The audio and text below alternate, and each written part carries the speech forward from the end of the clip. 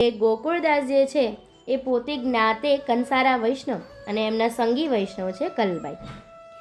અને બંને જે છે એ કલાબાઈ જે છે એ સોની વૈષ્ણવ છે અને બંને વૈષ્ણવ જે છે ચોકી ગામે રહેતા. હવે ચોકી ગામે જૂથ વૈષ્ણવોનું ઘણું એટલે રાત્રે બધાને રોજ ભગવત ગુષ્ટ કરી અને પછી સૂવાનો નિયમ. આવો નિયમ અને બંને વૈષ્ણવ પણ એટલા પ્રભુજીમાં ઓતપ્રોત. પ્રભુ શ્રી ગોપેન્દ્રજીએ તેમને હસ્તાક્ષર પધરાવી આપેલા હતા અને હસ્તાક્ષરથી એ એટલા ભાવથી સેવા કરતા કે પ્રભુ એમને સાનુભાવ જતાવા લાગ્યા. હવે આ ગોકળદાસભાઈ જે છે એમને વડીલોનો વંશાવળીવાળો ધંધો ને એટલા માટે સંપત્તિ પણ ઘણી. એટલે પ્રભુએ મનમાં એવો મનોરથ ઉપજાયો કે મારે મંડપ કરવો છે. ચોકી ગામે જઈએ જ્યાં પણ મંડપ જાય એટલે એમ થાય કે આપણે ચોકી મંડપ નથી કર્યો અને એટલા માટે થયું કે મારે આ ચોકીના ગામને જે છે એ ધરતીને પાવન કરવી છે અને પ્રભુને પધરાવા છે. મનમાં આવો સુંદર વિચાર આવ્યો એટલે પોતાના જે સંગી વૈષ્ણવ જે છે ને એમને એ વાત કરે છે. હવે સંગી વૈષ્ણવ પણ એવા જ કલાબાઈ અને જ્યારે એ વિચાર સાંભળે છે તો પોતે હાથો પાડે છે પણ સાથે સાથે એમ કહે છે કે મારી પાસે પણ સંપત્તિ છે અને મારી પણ ઈચ્છા છે કે પ્રભુના કાર્યમાં વિનિયોગ થાય, તો એટલા માટે આપણે સાથે મળીને મંડપ કરીએ. આવી રીતે બંને જણા નક્કી કરે છે અને વૈષ્ણવો જે છે ગામમાં એ બધા વૈષ્ણવોને પધરાવે છે. બધાને વાત કરે છે ને આટલો સુંદર વિચાર હોય એટલે કોઈ ના કેમ પાડે. અને પછી તરત જ તિથિ નક્કી થઈ અને મંડપ માટેની પત્રિકા પ્રભુજીને લખવામાં આવી. જાણે યુવતી વૃંદ ધોળ સ્વરે ગાઈ રહ્યા છે. કેસરના જળવાળી શીશીથી એની પત્રિકા પ્રભુને લખાઈ રહી છે અને ભાવપૂર્વક વિનંતી કરાઈ રહી છે. ગોકળદાસભાઈએ પોતે જમનેશ મહાપ્રભુજી ત્યારે ભૂતલ પર બિરાજતા એટલે એમને પત્ર લખીને પધારવા માટેની વિનંતી પણ કરી. હવે તૈયારીઓ થવા લાગી. પ્રભુ આવવાના છે, પધારવાના છે અને એટલા માટે ગામમાં જેટલા વૈષ્ણવ છે એ બધા ગોકળદાસભાઈને ત્યાં આવતા. રાત્રે એ ધોળ મંગળ ગાતા પત્રિકા લખાઈ છે ને એટલા માટે રોજ ધોળ મંગળ ગાય છે ને એની સાથે સાથે જે પણ કાંઈ કામ હોય, પત્રિકા લખવાની કામ હોય, પત્રિકા પહોંચાડવાની કામ હોય, સામગ્રી શુદ્ધ કરવાની કામ હોય, જે પણ સજાવટ જે પણ કંઈ કામ હોય એ બધાએ આપસમાં વહેંચી લીધું છે. ચારો તરફ તૈયારી થવા લાગી છે. હવે ધીરે ધીરે દિવસો વીતે છે. મંગળ દિવસો અને સામૈયાનો દિવસ આવ્યો. 10નો દિવસ સોનાનો સૂર્ય ઉગ્યો અને જાણે પ્રભુ પોતે એ ગજગતી ચાલથી પધારી રહ્યા હોય એવી રીતે એ મંડપના સ્તંભને બ્રહ્મ મુહૂર્તમાં ખડો કરવામાં આવે છે. આગળ પધારેલા બધા જે પ્રભુશ્રીના નિજ અષ્ટસખા કહી શકાય એવા હરબાઈ બા, રાઘવજી, જાની એ સર્વે વૈષ્ણવ પધારેલા છે ને એમની કાનીથી એમની પ્રમાણે કહેવા પ્રમાણે મેળ પ્રમાણે એ સ્તંભને ખડો કરવામાં આવ્યો છે અને પછી એ મંડપ સ્થળે પ્રભુ જાણે પધાર્યા એમ એની ઉપર પછી પંચામૃત અને કેસરી સ્નાન મેળ માર્ગ પ્રમાણે કરવામાં આવે છે. આપણે ત્યાં સુધી જોઈ ગયા. હવે એનાથી આગળ હું લઉં છું. બુક છે ત્રિસરીમાળ ભવસાગર તરવેકો નૌકા અને પેજ નંબર છે 76. ત્યાંથી છેલ્લેથી બીજો પેરેગ્રાફ છે ત્યાંથી હું કન્ટિન્યુ કરું છું. આપણે આટલું જોઈ ગયા. આજે આપણે સામૈયાની તૈયારી છે. બધી સામૈયામાં આજે પ્રભુના જવાના છીએ તો મારી બધાને એટલી જ વિનંતી કે આપણે આ ભાવનું દર્શન કરીએ. શ્રી પ્રભુજી ભક્તોના પ્રેમને વશ છે અને પ્રભુજીને વશ કરવાનું મુખ્ય સાધન એ પ્રેમ અને વંદન જ છે. એટલે પ્રભુ કોને વશ છે? તેના ભગવતીને વશ છે. અને પ્રભુને વશ કરવાનું સાધન શું છે? તો માત્ર બહુ જ સરળ અને એ છે પ્રેમ અને એમની સેવા. આ બે જ સાધન છે જેનાથી તમે પ્રભુને વશ કરી શકો છો. અને પ્રભુશ્રી જે છે મહાપ્રભુજી તથા ભગવત ભક્તોની કાનીથી જ પધારે છે. એટલે કે આપણા પ્રભુ જે છે ઠાકોરજી જે છે આપણા એ એમના ભગવત ભક્તો હોય એ એમના ભગવત ભક્તોની કાનીથી જ પધારે છે. અને અહીંયા આપણા પુષ્ટિ માર્ગની આ જ પ્રણાલિકા છે. અહીંયા આજ સવારથી જ આ ભાવ જે ગોકળદાસભાઈનો છે ને કલાબાઈનો છે એ એના કારણે ચારો તરફથી દેશે દેશથી અલગ અલગ વૈષ્ણવો જે છે ચોકી ગામમાં પધારવા લાગ્યા છે. અને આખા ગામમાં જાણે જય ગોપાલના શબ્દ સિવાય બીજી કોઈ ધ્વનિ સંભળાતી નથી. એટલે જે વૈષ્ણવો ગામ ગામથી પધાર્યા છે જાણે આખું ગામ કોના નામથી ગુંજી રહ્યું છે? પ્રભુ શ્રી ગોપાલલાલના નામથી ગુંજી રહ્યું છે. અને સાંજ સુધીમાં તો લગભગ 5000 વૈષ્ણવ પધાર્યા છે. એટલે 5000 પાતળ અહીંયા પધારી છે ને આપણે સૌ પણ ત્યાં ચોકી ગામમાં છીએ.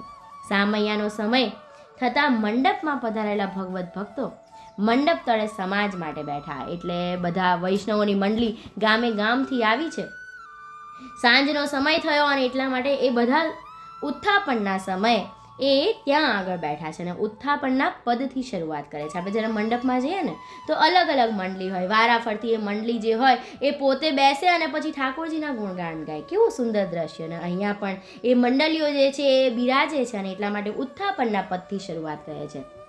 આયે પિયા ગોપેન્દ્રલાલ ઉત્થાપન, આયે પિયા ગોપેન્દ્રલાલ ઉત્થાપન, કેસરી ભીનો ઉપરનો સોહે, તિલક બિરાજિત ભાલ ઉત્થાપન, આયે પિયા ગોપેન્દ્રલાલ ઉત્થાપન, આયે પિયા ગોપેન્દ્રલાલ ઉત્થાપન, सकल परम गुण जान पिया मेरे, सकल परम गुण जान पिया मेरे, जीवन धन जाम्बुवंती पति मेरे, और न सब अज्ञान पिया मेरे, सकल परम गुण जान पिया मेरे, सकल परम गुण જાન પિયા મેરે. આવી રીતે અલગ અલગ એ ઉત્થાપનના પદ છે વારા ફરતી એ મંડળીમાં બિરાજતા ભગવતીજનો એ ગાઈ રહ્યા છે. એટલા આનંદમાં એ આપણે પદ સાંભળીએ તો જાણે આપણે પણ ઝૂમતા હોય ને પ્રભુ પણ ઝૂમતા હોય. એવી રીતે એ પદથી આ ઉત્થાપનના પદથી શરૂઆત થઈ છે.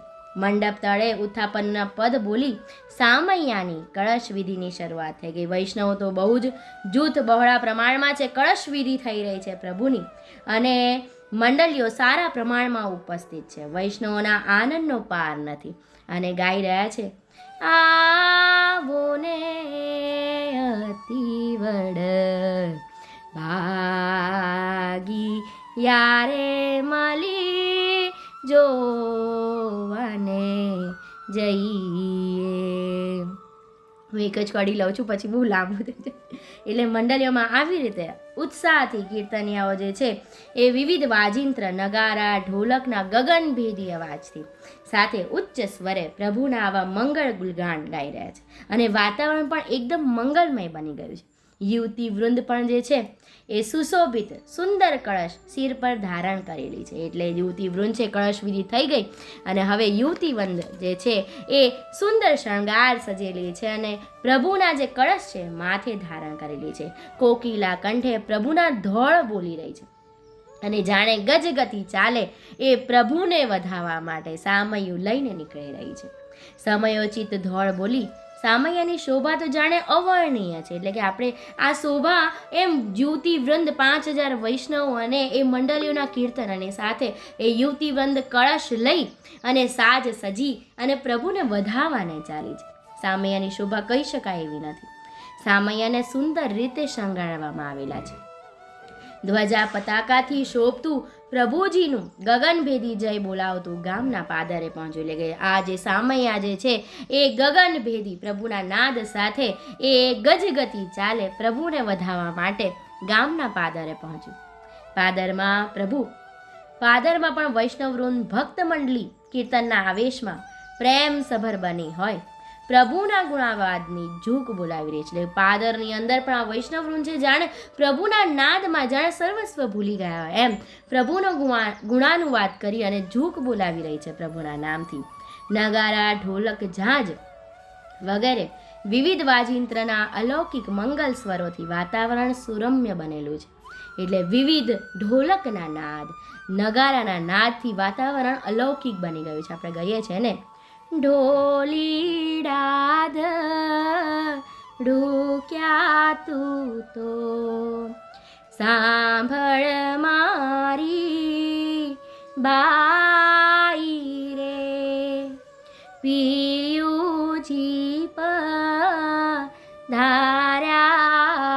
જે આનંદની વધાઈ રે. એટલે ઢોળીલા છે એ ધડું ક્યાં છે મારી બાઈ તું સાંભળ, પિયુજી આજે પધાર્યા છે અને આનંદની વધાઈ છે. નવસત વર્ષની મળી સર્વે ટોળે રે, અમર તરરસ કુમા કુમા ગોળે રે. શું કહ્યું? 9 વર્ષની. એવું નહીં કે આ મંડપ મનોરથ. અત્યારના જમાનામાં બધાને એવું મનમાં છે કે આવા અલૌકિક પ્રસંગ જે પ્રભુના ગામમાં હોય એમાં નાની પેઢી ક્યાંય ન દેખાય. બધા જે જે ચાલી ન શકતા એવા વૃદ્ધ માજીઓ જ દેખાય. પણ અહીંયા કીર્તનમાં શું કહ્યું છે કે પ્રભુ પધાર્યા ત્યારે 9 વર્ષની એટલે યૌવનાઓ જે છે એ પ્રભુને વધાવવા કાજ ચાલી છે. એટલે 9 વર્ષની એ સર્વે ટોળે મળી અને કુમકુમ અત્તર રસ ઘોડી અને પ્રભુને વધાવે છે. કનક રસ શિરા શ્રીફળ સોહે રે, ચાલ ગજ ગતિ જોઈ મુનિ મન મોહે રે. એટલે કનક કળશ શિર માથે સોહે છે પ્રભુના અને એની ઉપર શ્રીફળ ધરવામાં આવ્યા છે, એની ઉપર ઉપરણો ધરવામાં આવ્યા છે, માળાજી ફૂલમાળાજી પહેરાવવામાં આવ્યા છે. આવા સુંદર શિંગાર કરેલા જે કળશ છે 9 યૌવનાના માથે બિરાજે છે અને પોતે જાણે ગજગતિ ચાલતી એમ પ્રભુને વધાવવા માટે ચાલી રહી છે. એની શોભા કહી ન શકાય એવી છે. આવી રીતે આ જે છે વૈષ્ણવો એ વૃંદ એ સર્વસ્વ બહાર ગામથી આવેલા વૈષ્ણવોને પધરાવે છે, એમના સામૈયા કરે છે અને સાથે વૈષ્ણવોને મીઠા જલ પહેરાવી અને માળાની પહેરામણી કરવામાં આવે છે. એટલે જમનેશ મહાપ્રભુજી બિરાજે છે, બધા વૈષ્ણવો જે છે એને બહાર ગામથી પધાર્યા છે પરિશ્રમ લઈને. પ્રભુના જે અનિન સેવકો છે એ સર્વેને મીઠા જળ લેવામાં આવડે છે. આપણે કહીએ છીએ ને ધરત ઢમના દ્રાટની માલ રે, પેરાવત પ્રેમ કરી પુષ્પની માલ રે. એટલે ગોકળદાસભાઈ અને કલાબાઈ બંને પ્રભુ શ્રી જમનેશ મહાપ્રભુજીને સાક્ષાત દંડવત પ્રણામ કરે છે અને પ્રભુશ્રીને ત્રિસરી માલ અને પુષ્પની માળા અર્પણ કરે છે અને પછી એની સાથે કુમકુમ અક્ષત અને પુષ્પથી પ્રભુને વધાવે છે. સર્વ સાથે તેલ તિલક કરવામાં આવે છે. કરત રસ પરસ મુખ વદે જે ગોપાલ રે, ત્રિલોક તત્વજ તિલકહી ભાલ રે. એ પ્રભુશ્રી સાથે એ વૈષ્ણવ વૃંદ સાથે તેલ તિલક કરવામાં આવે છે અને પછી સરસ સુંદર જલ સાકરિયા સાર રે, આરોગ્યા છે પ્રીતે કરી પ્રાણયા ધાર રે. એટલે પ્રભુશ્રીના સામૈયા થયા, તેલ તિલક થયા, બધા વૈષ્ણવોને મીઠા જળ લેવડાવવામાં આવ્યા છે. પ્રભુએ પણ પ્રીત કરીને આરોગ્યા છે. આવી મહદ કૃપા આ ગોકળદાસભાઈ અને કલાબાઈ ઉપર પ્રભુશ્રીએ કરી. મહારાજને મંડપમાં પધરાવવામાં આવ્યા છે. સામૈયું જે છે પાછું મંડપ સ્થળે આવ્યું અને પ્રભુ શ્રી જમનેશ મહાપ્રભુજીને મંડપ સ્થળે બિરાજવામાં આવ્યા. સમયાનુસાર કીર્તનો બોલવામાં આવે છે અને મંડળીઓ પાછી ગોઠવાઈ ગઈ અને જે સમય છે એ સમય પ્રમાણે કીર્તન બોલી રહી છે. વૈષ્ણવોને પ્રસાદ લેવા અને પંગત કરવા ગોકળદાસભાઈએ વિનંતી કરી અને પછી એ મંડપ સમાજ તળે એ કીર્તનની જોગ બોલાવ્યા પછી ગોકળદાસભાઈએ એમને પંગત પ્રસાદની કરવાની કહી. હવે બીજો દિવસ શરૂ થાય છે ના પ્રભાતથી જ અલૌકિક મંગલ ઉત્સવની ઝાંખી થતી હોય અને સમય થતાં શ્રી પ્રભુશ્રીને કેસર સ્નાન કરાવી મંગલ ભોગ ધર્યા. એટલે સવારથી જ બ્રહ્મ મુહૂર્તથી જાણે અલૌકિક સૂર્ય સોનાની ભાતે ઉગ્યો એમ એ ચારો તરફ મંગલિક અલૌકિક વાતાવરણ છવાઈ રહ્યું છે. અને પ્રભુશ્રીને પણ મેળ પ્રમાણે કેસર સ્નાન કરી અને મંગલ ભોગ ધરવામાં આવ્યા. મંડપમાં પધારેલા વૈષ્ણવ તો સવારના વહેલા સ્નાનાદિક નિયમથી પરવારી પ્રભાતી આખ્યાન અને મંગલ વધાઈનું જ્ઞાન કરેલું છે. એટલે જે વૈષ્ણવો પધારે છે તો વહેલા ઉઠીને સ્નાનાદિક કરી નિયમ કરી અને પોતે અત્યારે પ્રભુજીને પ્રભાતી અને આખ્યાન બોલી રહ્યા છે, પ્રભુજીની મંગલ વધાઈ ગાઈ રહ્યા છે. ઉત્સવના નિયમ પ્રમાણે સમયાનુસાર વિવિધ આયોજન થઈ રહ્યું છે. એટલે કે ઉત્સવનો જે પ્રભાર છે, જે મેળ છે, એ પ્રમાણે અલગ અલગ જે વૃત્તિ કરવાની છે એ બધી વિવિધ વસ્તુઓનો પ્રસંગનું આયોજન બરાબર થઈ રહ્યું છે. સર્વસ્ત્ર આનંદ દ્રષ્ટિગોચર થઈ રહ્યો છે. ચારો તરફ માત્ર આનંદ જ જોવામાં આવી રહ્યો છે. વૈષ્ણવ વૃંદ પણ બહુ જ સારા પ્રમાણમાં પધારેલું. ગોકળદાસભાઈ અને કલાબાઈ તો જાણે એમ માને કે પોતે મહાભાગ્ય છે, મહદભાગ્ય છે અને પ્રભુએ એમના ઉપર ઘણી કૃપા કરી અને અહીંયા પધાર્યા છે અને એટલા માટે આવો મંગલ અવસર એમને મળ્યો છે. એટલે જેટલી બને એટલી સેવા તેઓ હૃદયથી કરી રહ્યા છે. મગજમાં અને હૃદયમાં બસ એક જ ભાવ છે. શું ભાવ છે? કે જેટલી બને એટલી સેવા આ પ્રભુ અને એમના લાડીલા ભક્તોની આપણે કરવી છે, પ્રભુનું ગુણગાન ગાઈ લેવું છે. કારણ કે આવો અવસર બીજો મળે ન મળે, આવી તક બીજી મળે ન મળે. અને એટલા માટે એ પોતે પ્રભુશ્રીની ઘણી સેવા કરી રહ્યા છે.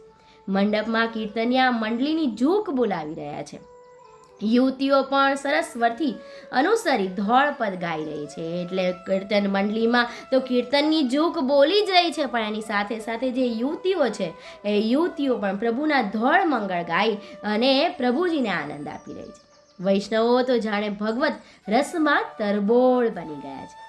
જ્યાં જ્યાં આવા પવિત્ર અલૌકિક યજ્ઞો થતા હોય ત્યાં યજ્ઞમાં અવરોધ કરવાની દુષ્ટિ મનોવૃત્તિવાળા પણ હોય જ. એટલે એમ કહેવાય કે આવો અલૌકિક આનંદ ચારો તરફ છવાઈ રહ્યો છે. ક્યાંય પણ આપણે જોઈએ તો ચારો તરફ આનંદ દ્રષ્ટિગોચર થાય છે અને પ્રભુ શ્રી પધાર્યા છે. સર્વના હૃદયમાં એમ ભાવ છે કે ભાઈ આજે તો લાવો આવો મળ્યો છે, અલૌકિક અવસર છે, એને માણી લઈએ. પણ આવા સમયની અંદર કેટલાક એવા હોય ને કે જે અવરોધ વૃત્તિવાળા હોય અને એવા અવરોધ વૃત્તિવાળા અહીંયા પણ છે. એ આપણે આવતી વખતે જોઈશું. આજે આ પ્રસંગને હું અહીંયા જ વિરામ આપું છું અને કહું છું સર્વેને વિનંતી કે બસ તમે સર્વ આનું ચિંતન કરો કે આપણે પણ એ ચોકી ગામમાં જમનેશ મહાપ્રભુજી બિરાજે છે અને એમના સામૈયામાં આપણે ગયેલા છીએ. હું ચોકીનો જે મંડપ છે ને એ લઉં છું. પુસ્તકની અંદર છે 244 નંબરનું પેજ. જશ તે ગાઉ જમુનેશ નાને ધરું તે મનમાં ધ્યાન સોરઠમાં કૃપા કરી આપ્યા તે અઢળક દાન પરમ મંડપ રચ્યો મારે વાલે સરસ ચોકી ધામ વૈષ્ણવ આવ્યા વલ્લભી મળ્યા તે ઠામ. એવું સરસ સોરઠમાં આવેલું ચોકી ધામ જે જૂનાગઢથી 12 કિલોમીટર દૂર આવેલું છે. એવા ગામમાં વસતા પરમ કૃપાપાત્ર એવા વૈષ્ણવ શ્રી ગોકળદાસભાઈ અને તેમના સંગી વૈષ્ણવ કલાબાઈ ના મનમાં પ્રભુ શ્રી જમનેશ મહાપ્રભુજી સોરઠની ભૂમિ જે ચોકીની ભૂમિને પાવન કરવા માટે એવો અલૌકિક મનોરથ મનમાં ઉપજાવે છે કે એમને મંડપ કરવો છે અને જમનેશ મહાપ્રભુજીને પધરાવવા છે અને ચોકીને પાવન કરવો છે. આવો ઉત્તમ મનમાં વિચાર આવ્યો અને બધા જે વૈષ્ણવ જે ચોકી ગામના એને પણ એને બિરદાવે છે અને પછી પત્રિકા પ્રભુશ્રીને મનુહાર કરીને વિનંતી કરીને લખવામાં આવે છે. ગોકળદાસભાઈ અત્યંત વિનંતી કરીને પ્રભુને કહે છે કે પ્રભુ વહેલા પધારો અને જમનેશ મહાપ્રભુજી પણ એવા જ અને એમના ઉપર કૃપા કરે છે. તિથિ નક્કી કરવામાં આવે છે 1747 ભાદોવદી 14. હવે આપણે એમ કહીએ ને કે આપણે જ્યાં પણ સત્સંગ કરતા હોઈએ ને ત્યાં એ સત્સંગની અંદર પ્રભુ બિરાજે છે અને એનું પ્રમાણ પણ છે. અહીંયા મને પણ એવું જ પ્રમાણ મળ્યું. મેં જે પુસ્તક લીધું છે ત્રિસરીમાલ ભવસાગર તરવેકો નૌકા, એમાં તિથિ આપેલી છે 1747 ભાદરવા વધી 14. અને મને મનમાં ધ્યાન ના રહ્યું, પણ ભગવતીના હૃદયમાં બિરાજીને પ્રભુ આપણને સાચો રસ્તો બતાવે એમ. એટલે ભગવતીએ મને કહ્યું કે ખરેખર ભાદરવા વધી 14 તે પ્રભુ શ્રી ગોપેન્દ્રજીનો જન્મોત્સવ છે, અને એ જન્મોત્સવના દિવસે ક્યારેય પણ મંડપ કે મનોરથ ન હોઈ શકે. એટલે મોટા ભાગે તો ન જ હોય. પ્રભુના સુખનો વિચાર કરવાવાળો માર્ગ છે ને, એટલે પ્રભુશ્રીને પરિશ્રમ પડે એવું ન થઈ શકે.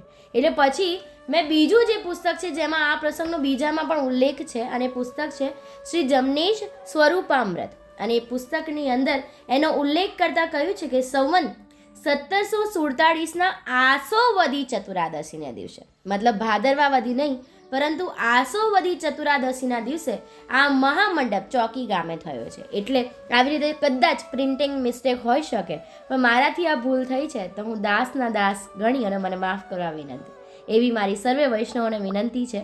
તો હવે આપણે 1747 આસો વધી 14 દિવસે આ મંગલ મંડપનો નિર્ધાર એમ નક્કી કરવામાં આવ્યું કે આ તિથિએ મંડપ થશે. અને એવી રીતે દિવસો પસાર થયા અને આસો વધી 13 દિવસ આવ્યો અને પ્રભુશ્રીના અલૌકિક સામૈયા વાંચતે ગાજતે કરવામાં આવ્યા. પ્રભુ શ્રી જમનેશ મહાપ્રભુજી એમના અનંત જૂથ સાથે પધાર્યા છે, અને વૈષ્ણવ પણ 5000 પાતળ થયું છે. બીજે દિવસ સવારની અંદર સામૈયા પછી સવારમાં વહેલી સવારથી જ બધા જે વૈષ્ણવો છે, ભગવદીઓ છે, પ્રભુજીના આખ્યાન, પ્રભાતી અને મંગલ વધાઈનું ગાન કરી રહ્યા છે, જાણે આસો વધી 14 દિવસે સોનાનો સૂર્ય ઉગ્યો અને આ જે વૈષ્ણવો છે પ્રભુની સેવામાં લાગ્યા. એવી રીતે ગોકળદાસભાઈ અને કલાબાઈ પણ જાણે પ્રભુજીની આવી અલૌકિક સેવાનો લાભ મળ્યો છે એમ પ્રભુશ્રીના સેવાની અંદર તત્પર ઊભા રહેલા છે. હવે જ્યાં આટલા સારા પ્રસંગને અલૌકિક વાતાવરણ હોય ને, તે સમયે દ્વેષી પણ હોય જ, અને આપણે એવા દ્વેષી અહીંયા પણ છે. આપણે ત્યાં સુધી જોઈ ગયા હતા. હવે આજે એનાથી આગળ લઉં છું. પેજ નંબર છે 78, પુસ્તક છે ત્રિસરીમાલ ભવસાગર તરવેકો નૌકા. બીજો જ પેરેગ્રાફ છે અને કહે છે કે જ્યાં જ્યાં આવા પવિત્ર અલૌકિક યજ્ઞ થતા હોય ત્યાં યજ્ઞમાં અવરોધ કરવાવાળાની મનોવૃત્તિવાળા જે હોય, દુષ્ટ વિચારવાળા, એ પણ હોય જ. અને તેમને શું કહ્યું છે? વિઘ્ન સંતોષી કહેવામાં આવ્યા છે. એટલે વિઘ્ન ઊભું કરે જ પછી જ એમના હૃદયમાં જાણે ટાઢક વળે, પછી જ એમને સંતોષ થાય, એવા એ વિઘ્ન સંતોષી છે.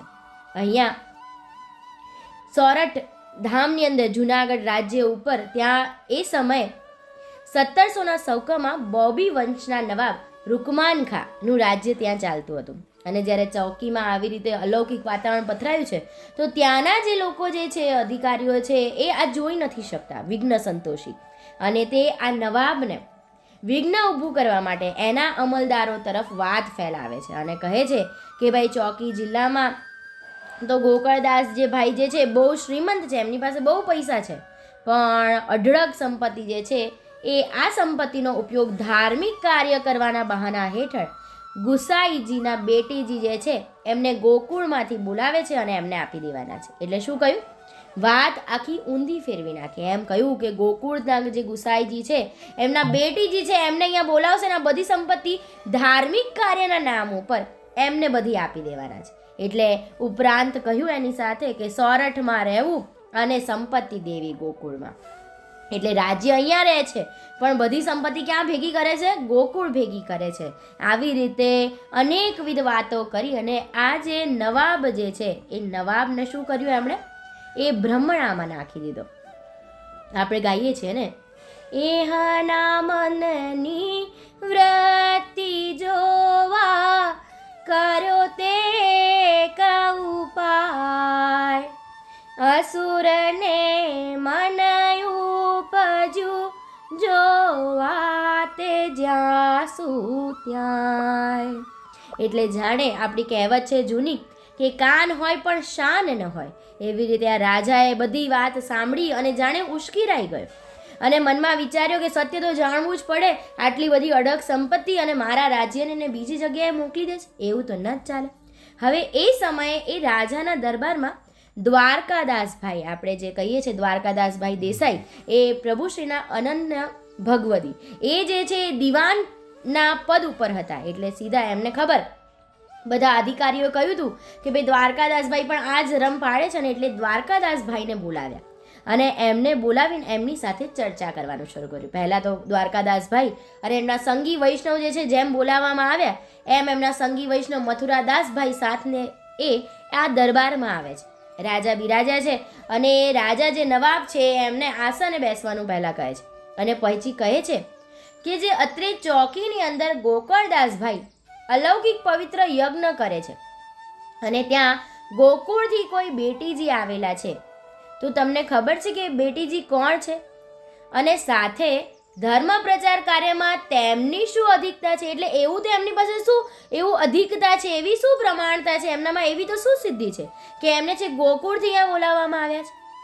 જે ગોકળદાસે ગોકુળથી ચોકી તેડાવી ધામધૂમ સહિત સુંદર સ્વાગત કરેલું, જેવા એવા અલૌકિક સમય આ ચોકી ગામમાં થયા કે એની ચારે બાજુ વાતો થવા લાગી ને રાજાને કાને પડી. એટલે રાજાએ કહ્યું કે આવી ધામધૂમથી એમને એ ગામમાં સ્વાગત કરવામાં આવ્યું તો, અને એવું પણ સાંભળ્યું છે કે એમને અઢળક ભેટ પણ ધરવાના છે. તો એવું તો એમનામાં કેવું પ્રતાપ બળ છે! અસુર જે છે એ સમજી શકતો નથી. હવે દ્વારકાદાસભાઈ તો જાણે મહાન મુસદ્દી અને એમ કહી શકાય કે જાણે માનસ શાસ્ત્રી, જ્યારે કોઈ વ્યક્તિને જોવો ને તેના પેટની વાત જાણી જાય, એમ કે એના મનમાં શું વિચાર ચાલે. અને અહીંયા જ્યારે રાજાના મનમાં આવી વાત સાંભળી કે આવી વિચાર આવ્યો છે અને ત્યારે ખબર પડી ગઈ કે જ્યાં આવા પવિત્ર કાર્ય થતા હોય અને કોઈના હૃદયની અંદર આવા અયોગ્ય વિચાર આવે તો એને અયોગ્ય વિચારને એવું સ્થાન હોવું જ ન જોઈએ. અને આવા સમયે નવાબના મનમાં આવા વિચાર આવે છે તો એની પાછળ પણ કંઈક કારણ હોવું જોઈએ. જે કંઈ પણ બને છે એ પ્રભુની ઈચ્છા વગર શક્ય નથી. એટલે આ જે બન્યું છે એની પાછળ પણ પ્રભુનો જ કંઈક ઉદ્દેશ હોવો જોઈએ એવું મનમાં આવે છે. પણ દ્વારકાદાસભાઈ કહે કે એકવાર મને પૂછ્યું હતું તો મારે કહેવાની ફરજ, એવું વિચારીને દ્વારકાદાસભાઈ સમજીને વિચારીને એમ સમજ્યા કે જાણે એને બરાબર એકદમ ભેદ સમજી અને વિચારીને એમને ઉત્તર આપવો જોઈએ. એટલે જવાબમાં કહે છે કે બેટીજી ગોકુલથી અહીં પધારેલા છે અને પુષ્ટિ સંપ્રદાયને અમો અનુસરીએ છીએ. એટલે પહેલાં જ જે નવાબને છે કહી દે છે કે અમે તો પુષ્ટિ સંપ્રદાયને અનુસરીએ છીએ અને આ બેટીજી જે છે એ ગોકુલથી અમે અહીંયા પધરાવ્યા છે. તે પુષ્ટિ તે સંપ્રદાયના સિદ્ધાંતોના પ્રચાર થર્થે, કોના માટે? સિદ્ધાંતના અનુસાર, એટલે સંપ્રદાયમાં જે સિદ્ધાંત છે એની મેળ મર્યાદા છે એને ચારે બાજુ એનો પ્રસાર થાય, એ બધાને ખબર પડે. અને ધાર્મિક યજ્ઞો થતા હોય ત્યાં આગળ આવું પબ્લિક બહુ બધું હોય છે, વૈષ્ણવો ઘણા બધા હોય, તો એટલા માટે આવા ખાસ ઉદ્દેશ્યથી અમે આમંત્રણ આપી અને એમને અહીંયા બોલાવીએ છીએ જેથી કરીને ધર્મની વૃદ્ધિ થાય. એટલે શું કહે છે કે પ્રભુ શ્રી જમનેશ મહાપ્રભુજીને કેમ આ મંડપની અંદર, આપણને પણ ખબર પડે કે આપણે પ્રભુને શા માટે, તો પ્રભુના વચનામૃત દ્વારા આપણને આપણા માર્ગની મેળની ખબર પડે અને એટલા માટે અમે એ ઉદ્દેશ્યથી એમને અહીંયા બોલાવીએ છીએ. એવી રીતે રાજાને ખબર પડે એવી સીધી વાતમાં એમને સમજાવવાનો પ્રયત્ન કર્યો.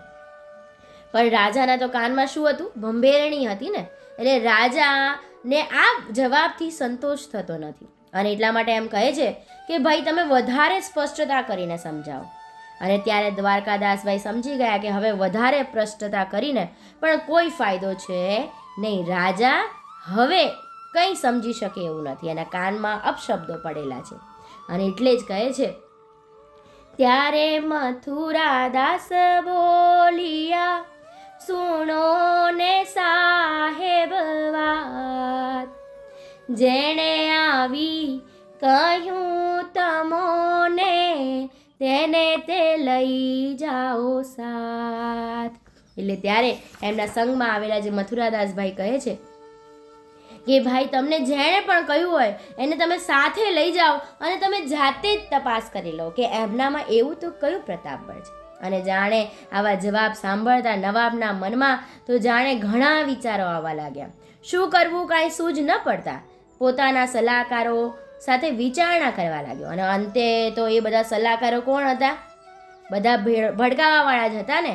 અને એટલા માટે અંતે નિર્ણય કરવામાં આવ્યો કે જે ચોકીમાં ગોકળદાસભાઈને ત્યાં હજારો માણસની સંખ્યા આવેલી છે તો આપણે પણ સૈન્ય તૈયાર કરી અને જવું અને જે હકીકત હોય એ જાણવી. એટલે મનમાં માની લીધું કે આપણે હવે તપાસ કરવી જ છે અને એટલા માટે એણે શું કર્યું? સેના સાથે લીધી. કેમ સેના સાથે?